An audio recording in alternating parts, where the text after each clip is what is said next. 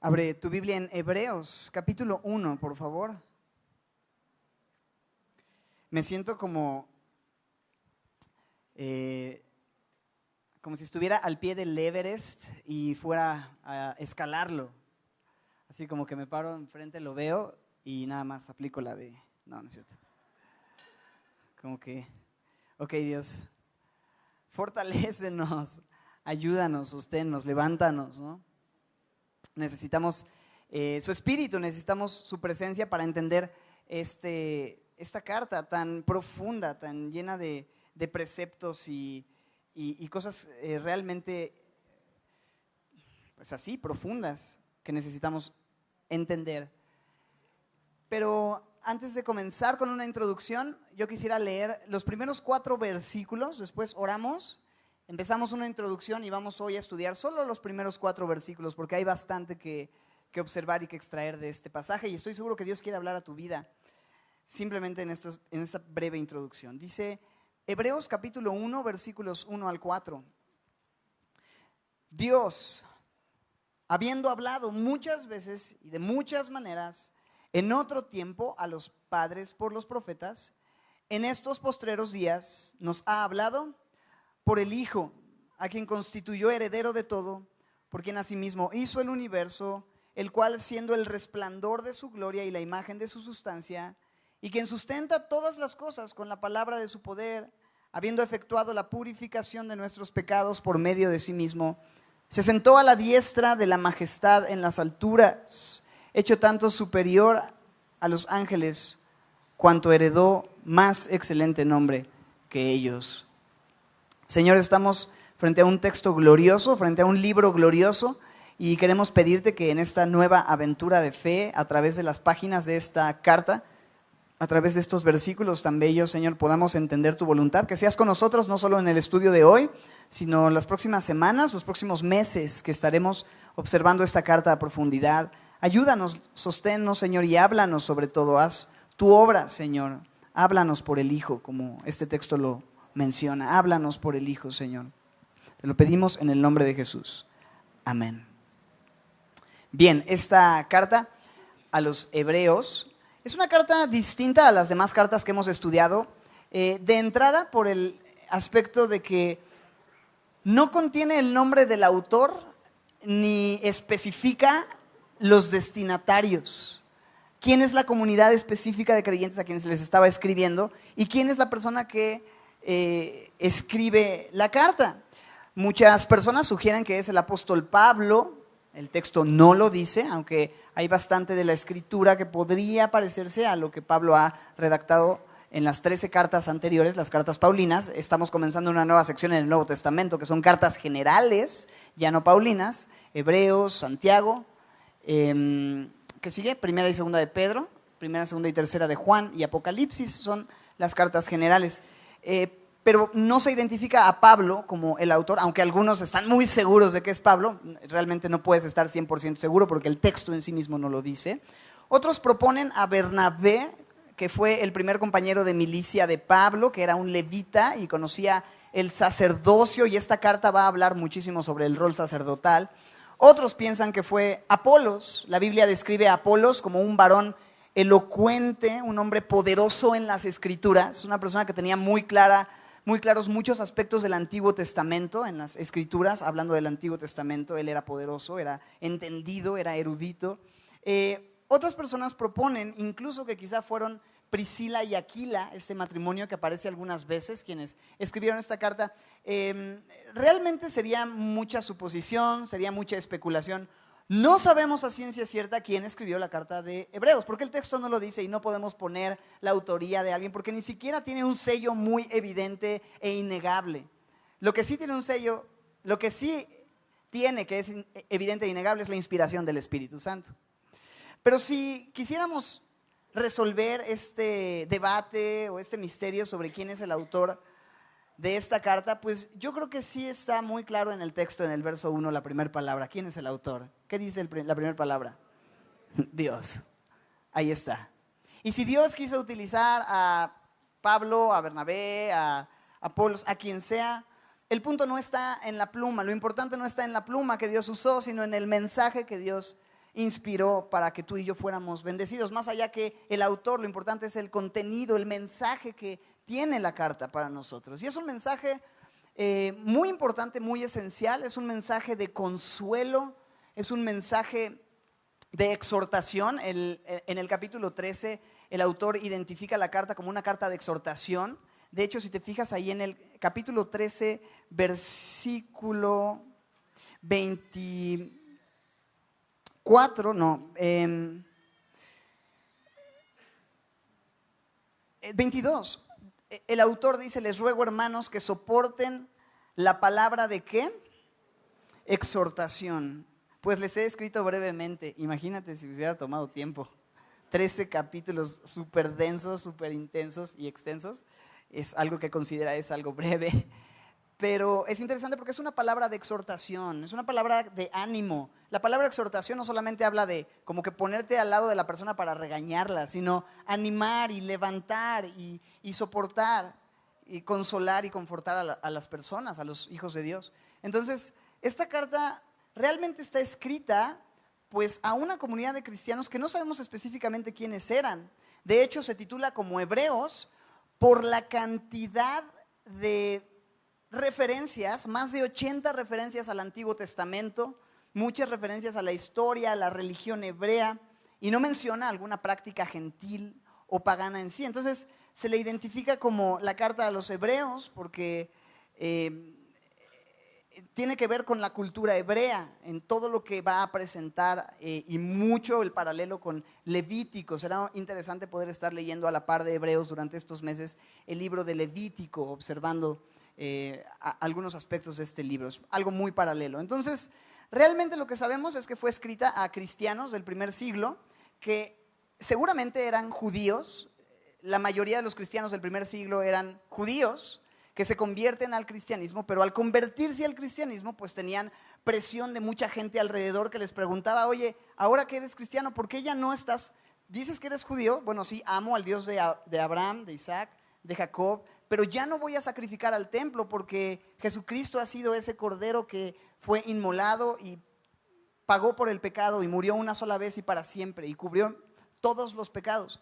Entonces, ellos eran presionados a volver al sistema religioso, particularmente al judaísmo rabínico y tradiciones y demás.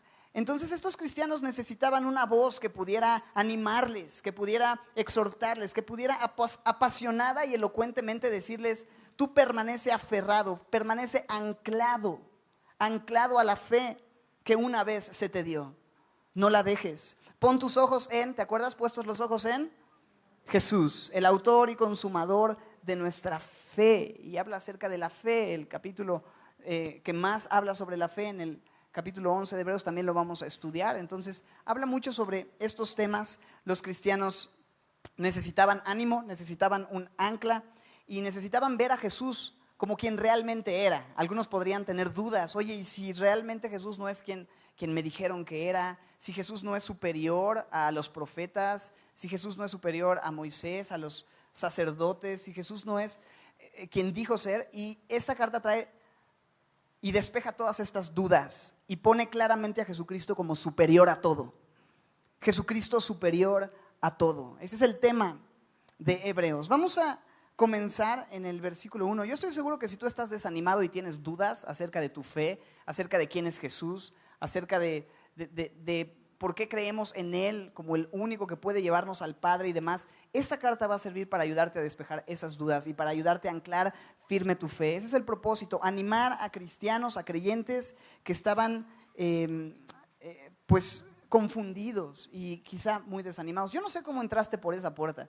Quizá dijiste: necesito de dónde agarrarme el día de hoy, porque la verdad es que las cosas están moviendo terrible e incluso ser cristiano me cuesta mucho trabajo. Hay un costo que tengo que pagar, hay un precio grande, hay persecución, hay tribulaciones, hay cosas que estoy viviendo y necesito de dónde aferrarme. Hebreos te va a dar un ancla. Hebreos te va a levantar. Hebreos va a ayudarte a poner tus ojos donde tienen que estar y ayudarte a permanecer firme a pesar de la oposición, a pesar de la presión alrededor. Versículo 1 entonces dice así: Dios, habiendo hablado muchas veces y de muchas maneras en otro tiempo a los padres por los profetas, en estos postreros días nos ha hablado por el Hijo. Pero no quiero avanzar sin simplemente observar la primera palabra, que es gloriosa, sencilla, clara y directa de la carta. ¿Qué palabra es? Dios. No solo una palabra, sino expresa al Creador soberano del universo entero y dice Dios. Él es el existente, el principio y el fin, el alfa y el omega, de quién, por quién y para quién son todas las cosas. A Él es a aquel que presenta el autor como punto inicial y fundamental. Dios. La Biblia no intenta explicar a Dios. El texto no intenta probar la existencia de Dios. Simplemente establece la abrumadora e innegable verdad de que Dios existe. Dios existe. Y el hombre puede saber que Dios existe por muchas razones. La creación da testimonio de un creador. Las cosas, dice Romanos 1, que las cosas invisibles de Él, su eterno poder y deidad, se hacen claramente visibles por medio de las cosas creadas, siendo entendido por medio de las cosas hechas. Su poder, su deidad se entienden por medio de las cosas hechas. Romanos 1:20. De modo que no tenemos excusa. Así es que aquel que dice que Dios no existe realmente no está usando su lógica. Las cosas invisibles dan testimonio de un creador. Y podemos hablar de muchos argumentos, desde el argumento de la conciencia, el argumento del diseño, de la creación, argumentos filosóficos, argumentos lógicos, científicos, históricos, etcétera, etcétera, etcétera, para hablar de cómo es que hay una abrumadora evidencia sobre la existencia de Dios. Pero no vamos a tomar este estudio, este tiempo para hacer eso, simplemente porque la Biblia da por hecho que Dios existe y creemos que toda la Escritura es inspirada por Dios. Y hay conferencias que tú puedes escuchar sobre apologética, sobre la defensa de la fe. Hay un ministerio de apologética en Semilla México incluso, y tú puedes escuchar las enseñanzas en semillamexico.com del Ministerio de Apologética, tratando con temas como este. Pero también te animo a leer un par de libros como lo son Evidencia que exige un veredicto, apúntalo, Evidencia que exige un veredicto, de Josh McDowell. Es un buen material, puedes pedirlo en la librería. A mí me ayudó muchísimo en mis primeros años como cristiano a ayudarme a fortalecer mi fe y entender que lo que creo no es una tontería, sino que tiene sentido en demasiadas maneras. Ser cristiano no implica dejar tu cerebro en la puerta y creer lo que alguien te dice. Hay muchos argumentos sólidos para poder entender que Dios existe. Otro libro es El caso del creador, de Lee Strobel. Pero la idea es que esta carta no se trata de comprobar la existencia de Dios, simplemente estipula y establece Dios. Así como Génesis 1:1 no empieza diciendo, mira, es que Dios sí existe, te quiero convencer, porque simplemente dice Génesis 1:1, en el principio creó Dios, en el principio Dios creó los cielos y la tierra. Así es que, premisa central en el universo, Dios existe. Segunda parte de la premisa, no eres tú. Dios existe y no soy. Eso, si algo aprendí en 4 semestres de Instituto Bíblico es esto. Dios existe y no soy yo. Así es que Dios existe, es la primera palabra, pero antes de continuar quiero decir, y debo decir, que no solamente nos apoyamos en argumentos racionales para hablar de la existencia de Dios.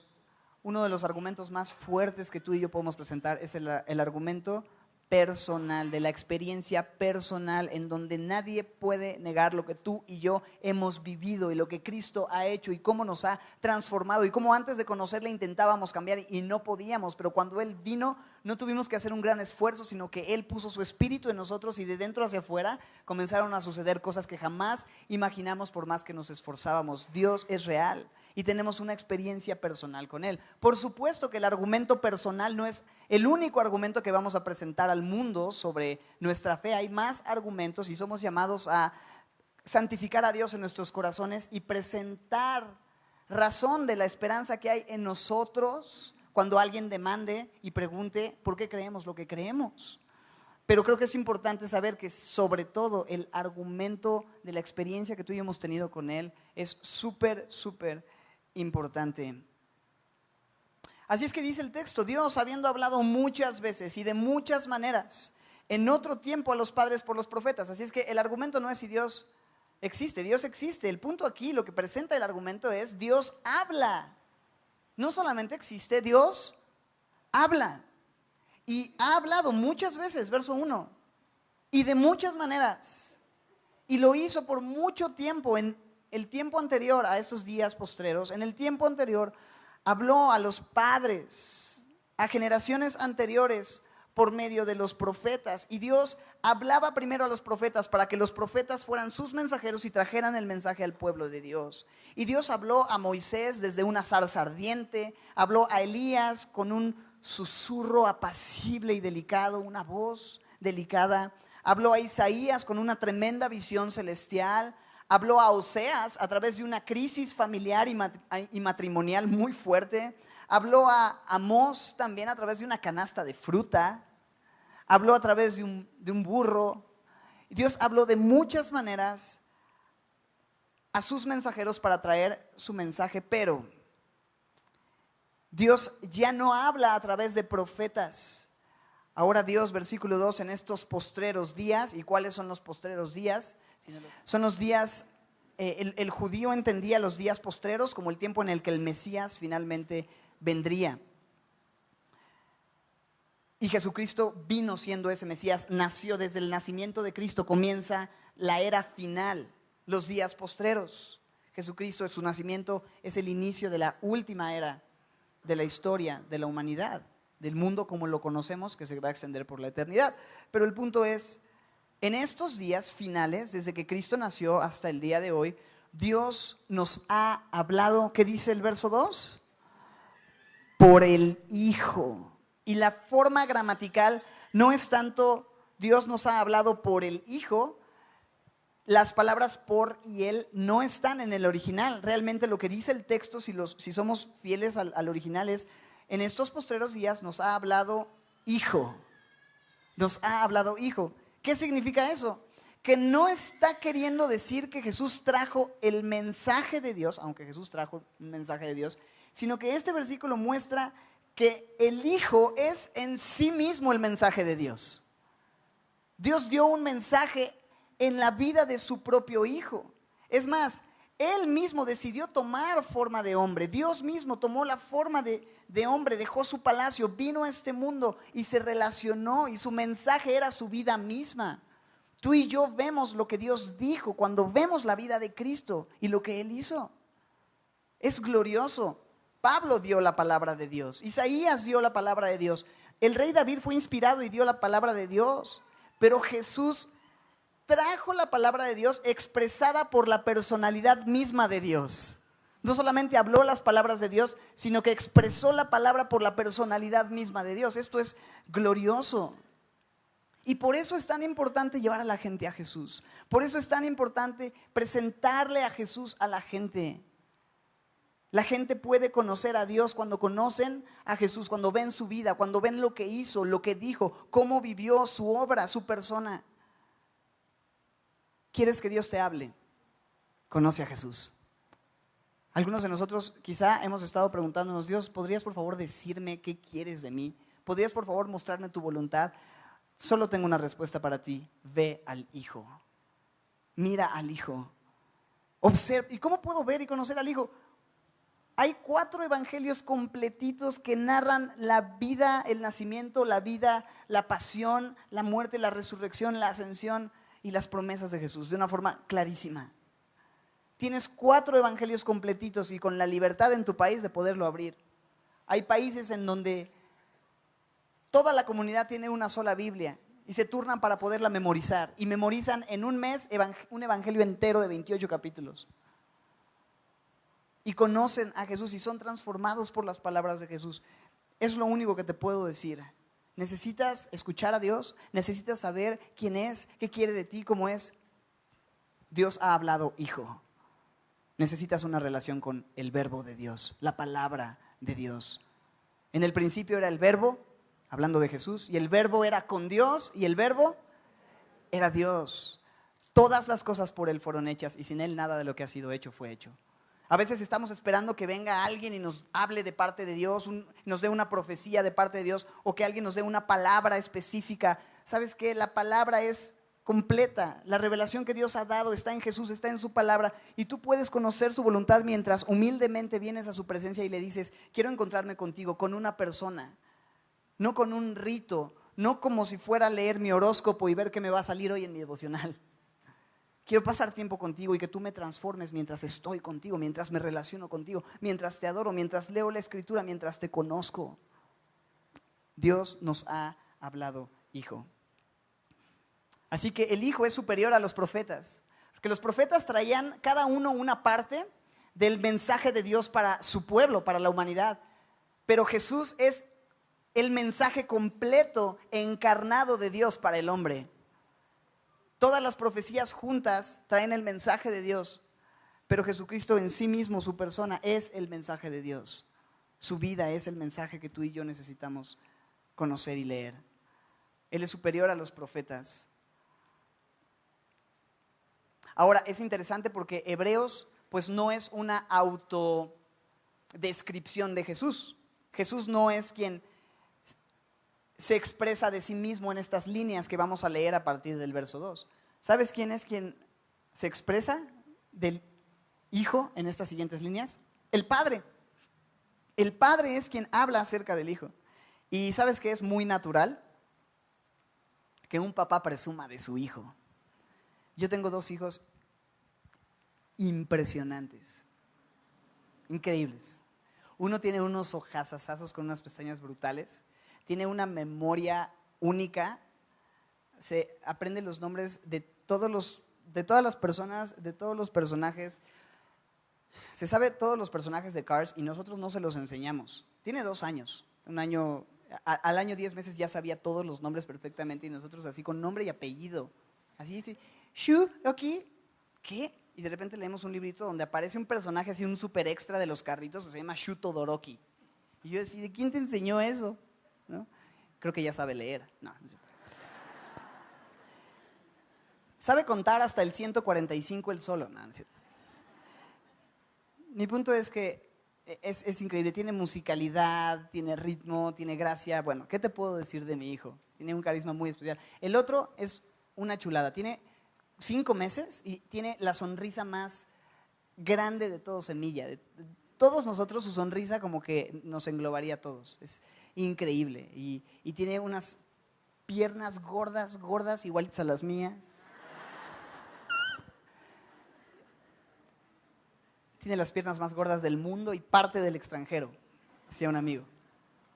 Son niños hermosos y podría estar presumiéndoles muchas cosas acerca de ellos, pero lo que quiero decirte es: un padre exalta y presume a su hijo. Y el Padre hace esto con Jesús. Y en el versículo 2 va a hablar de esta superioridad de Cristo. Hablamos que es superior a los profetas, que Dios habló por medio de él, pero vamos a ver algunos aspectos que muestran a Jesucristo como superior a todo. En los versículos 2 hasta el 4. Son 7 aspectos.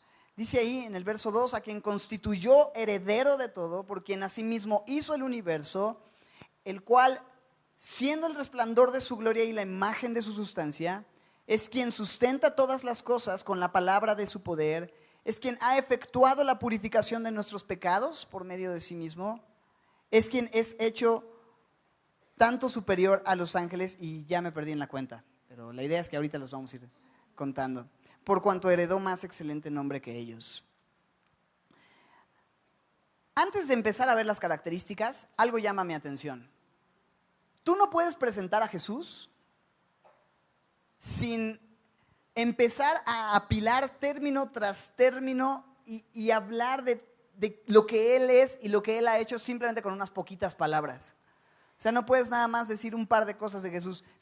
Cada vez que la Biblia presenta a Jesús, empieza a describir cosa tras cosa, igual en Colosenses en el capítulo 1. Es increíble ver todo lo que habla acerca de Jesús. Tú podrías describirme a mí fácilmente, no necesitarías apilar precepto sobre quién soy. O sea, lo resumimos fácil: es chaparro, bigotón, músico y se hace el chistoso muy seguido. Tan tan. Ni siquiera dije es chistoso, No soy chistoso, pero me hago el chistoso, decía mi mamá.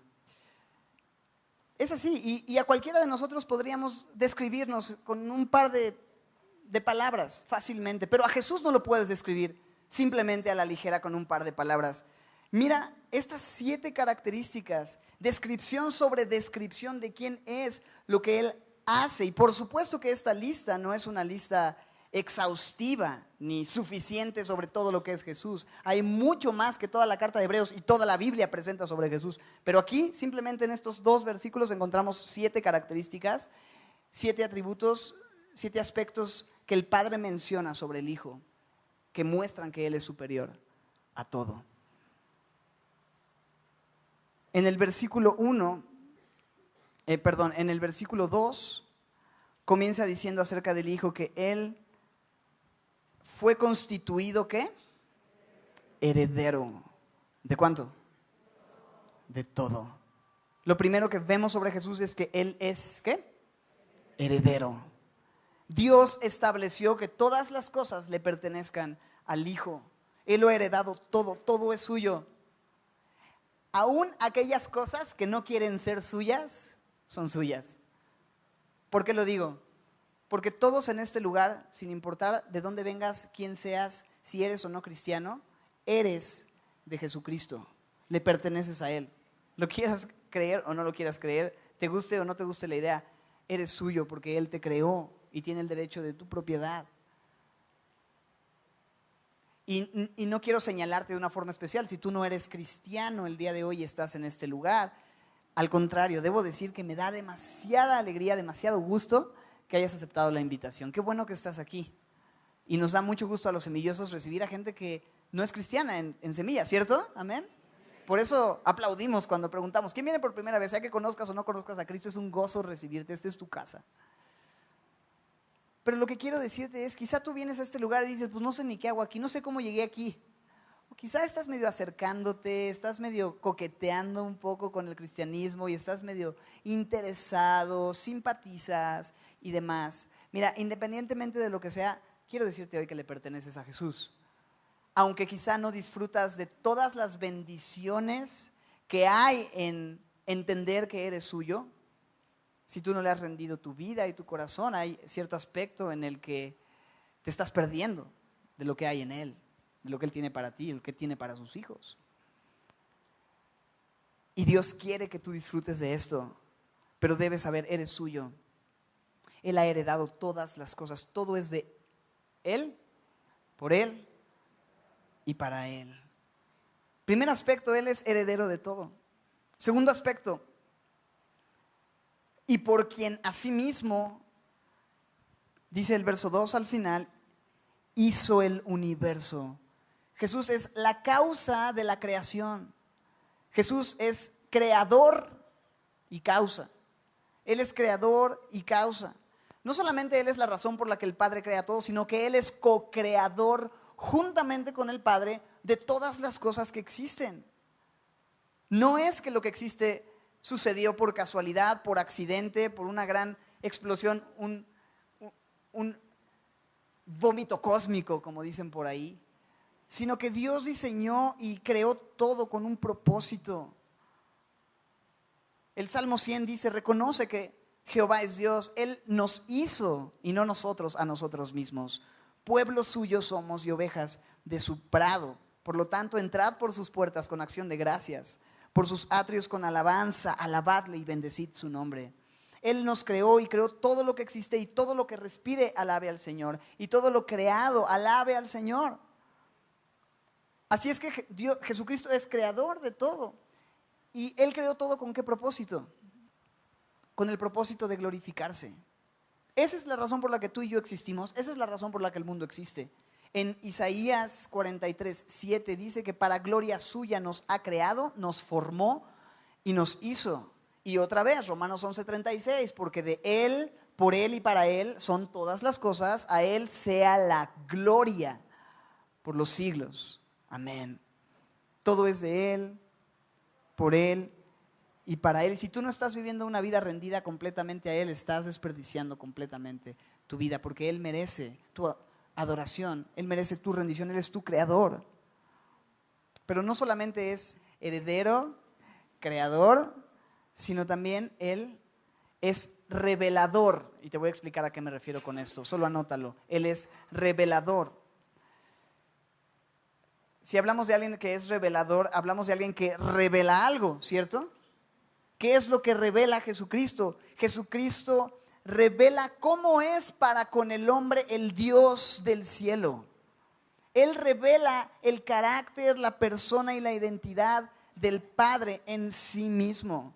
De hecho, esto de el resplandor de su gloria tiene esta idea como de rayos de luz emanando de una fuente de luz. Y hay un sentido, lo voy a poner de la siguiente manera, y no pretendo ser muy científico ni mucho menos, porque pues yo fui músico para no estudiar, pero es un buen ejemplo. Hay un sentido en el que nunca hemos visto el sol en sí mismo. Lo que vemos son los rayos, las capas externas, la fotosfera, esfera de luz, los rayos que irradian del sol.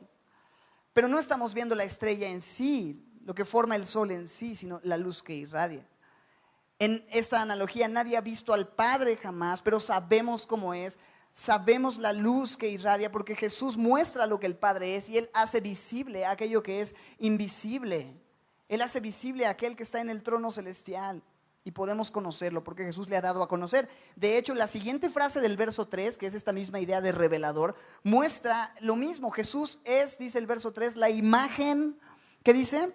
Misma de su sustancia. No nada más es una emanación de quién es Dios, sino es la imagen misma de su sustancia. La palabra imagen es la palabra carácter. Y tiene esta idea de una huella, una impresión.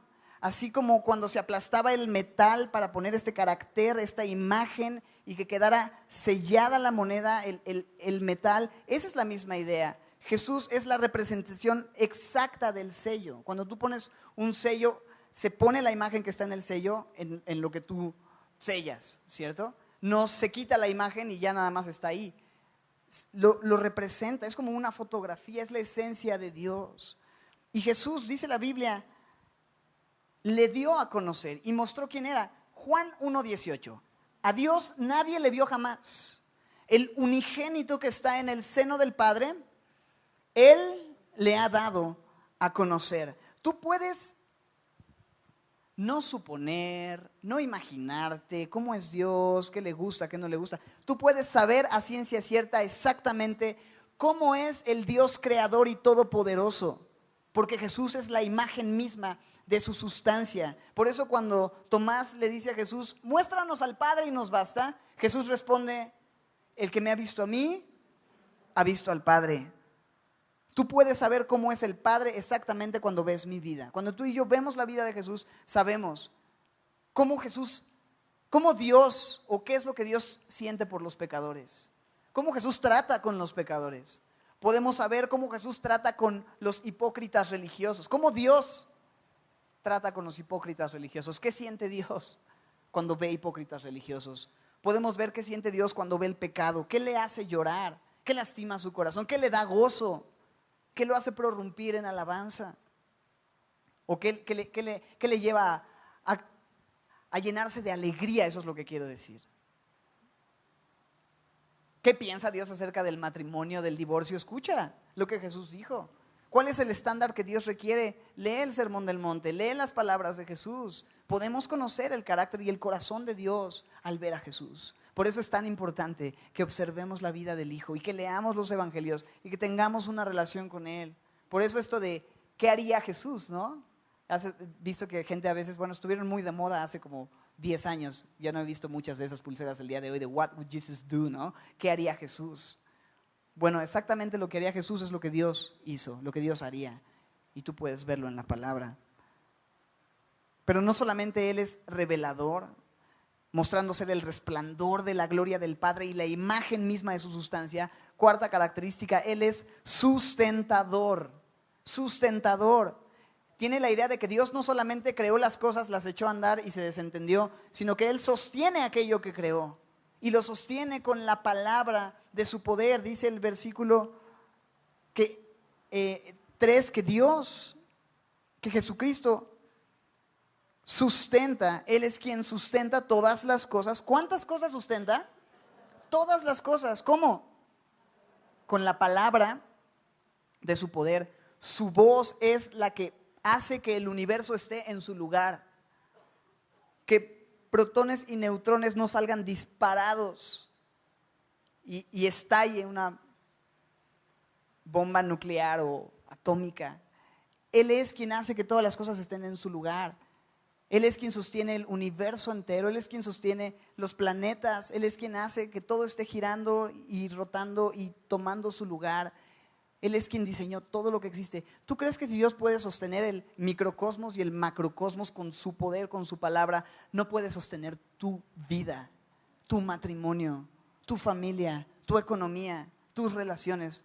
Él es sustentador y Él te va a sostener en todo momento. Él es Jesús, este es el Jesús con el que nos relacionamos, que interviene en nuestras vidas. Quinta característica, versículo 3. Habiendo efectuado la purificación de nuestros pecados por medio de sí mismo.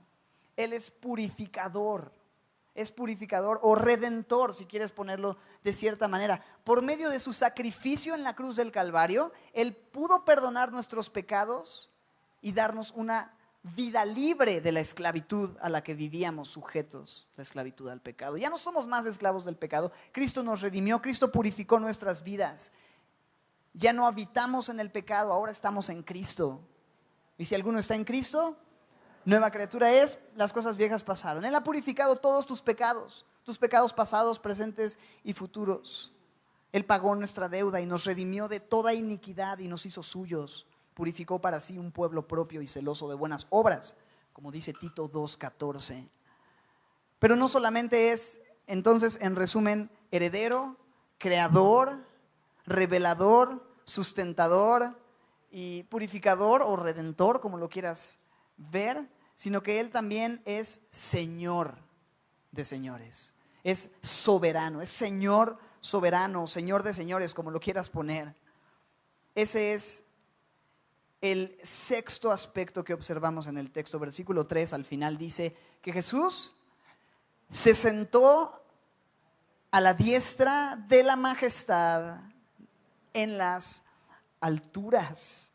Esto de las alturas, esto de sentarte a la diestra es el lugar de poder, de autoridad, de honor. Y habla de sentado porque está en un trono celestial, en el trono mismo de Dios, del Rey de Reyes, del Señor de Señores. Él gobierna como solo soberano. En primera de Pedro 3:22 dice que Jesucristo subió al cielo y está a la diestra de Dios, y a Él están sujetos ángeles, autoridades y potestades. Aún las cosas que no son solo de este mundo, sino que tienen acceso al reino y al mundo celestial, aún esas cosas están por debajo de Él. El Padre expresa sobre el Hijo, y lo vamos a ver en el verso 13 la próxima semana, aquí en Hebreos 1.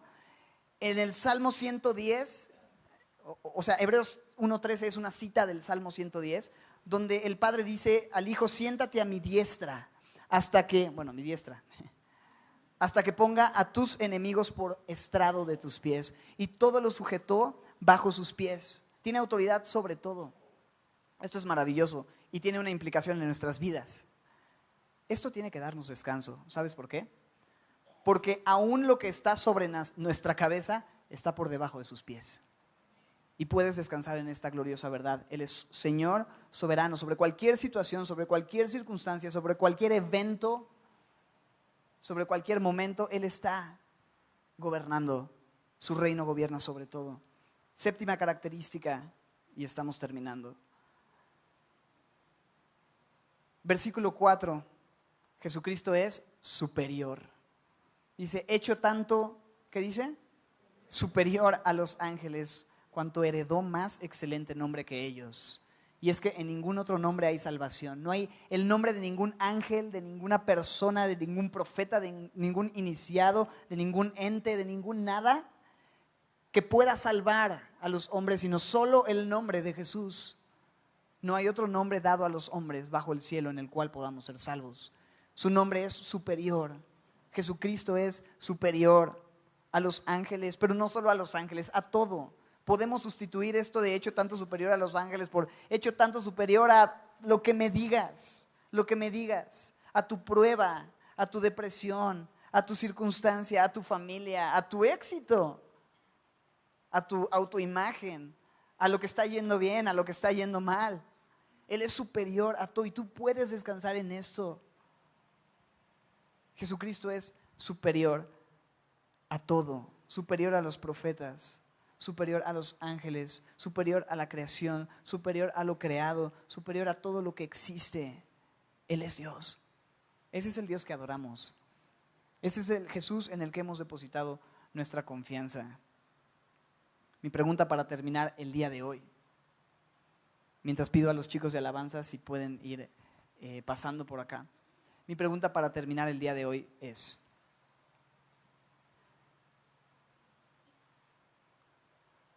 ¿estás consciente de que este es el Jesús al que adoras? ¿Estás consciente de que este es el Jesús que todas las mañanas está esperándote para hablar a tu corazón y a tu vida, para transformar todo lo que eres? ¿Estás consciente que este es el Jesús alrededor de quien nos reunimos y a quien levantamos nuestras manos y a quien ponemos como el centro de la iglesia? No es un Jesús pequeñito, no es un Jesús de solo los domingos, no es un Jesús que tenemos simplemente colgado en la pared en casa de nuestra abuelita. No es este tipo de Jesús. El Jesús de la Biblia es superior a todo. Es superior en tu vida. Él es superior en el universo. Es supremo sobre todo lo que existe. La pregunta es si tú le has dado este lugar en tu vida, en tu corazón, en tu alma. Yo no sé si lo has hecho o no, pero yo quiero invitarte el día de hoy a darle ese primer lugar a Jesús. A ponerlo como el centro de tus afectos, de tu voluntad, de tus deseos, de tu adoración, de tu alabanza, y darle a Él la preeminencia que solo Él merece. Porque tú eres para Él, porque le perteneces, porque Él te compró, porque Él te creó, pero porque Él también pagó un precio muy caro por tu vida. Vive relacionándote con este Jesús. Él es todo lo que tú necesitas. No necesitas otra cosa. No necesitas una religión. No necesitas un sistema de reglas de qué hacer y qué no hacer. No necesitas otra cosa sino a Jesús, su palabra, su persona, haciendo su obra en tu vida. Él es el único que te va a poder sacar a flote en medio de la circunstancia en la que te encuentras. Si no volteas a Él, si no te rindes a Él, si no te relacionas con Él, nada va a suceder, nada va a cambiar y cada vez vas a estar más destruido, cada vez vas a estar más sin propósito, más deprimido, más agüitado y cada vez las cosas van a estar, no vas a encontrarle sentido porque tu vida sin Él, que es sobre todo, no tiene sentido. La vida del hombre sin Cristo no sirve para nada. Necesitas a Jesús. Voy a pedirte que te pongas de pie. Vamos a terminar con reverencia orando. Todos vamos a estar de pie y vamos a venir delante de su presencia con reverencia en oración. Dios, reconocemos el día de hoy que no hay nadie como tú, que tú eres superior a todo, Señor, y queremos darte ese lugar el día de hoy. Gracias porque eres el mensaje que necesitábamos oír.